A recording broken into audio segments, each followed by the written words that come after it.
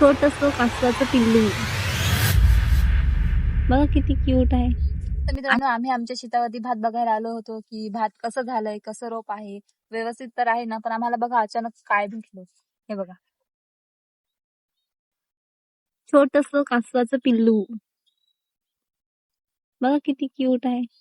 आणि I think आता सगळीकडे पाणी आटलेलं आहे, संपलेलं आहे. तर आय थिंक ते पाण्याच्या शोधात बाहेर आलं असेल.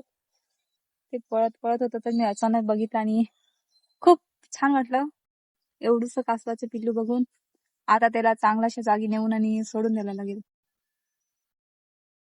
तर आता ह्याला आमच्या वाडीतली जी विहीर आहे त्याच्यात आम्ही त्याला आता सोडून देऊ. बघा किती क्यूट दिसतंय छोटंसं. आतापर्यंत मी भरपूर मोठमोठे कासव बघितले, पण एवढं छोटंसं नाही ते म्हणजे बघितलेलं नव्हतं.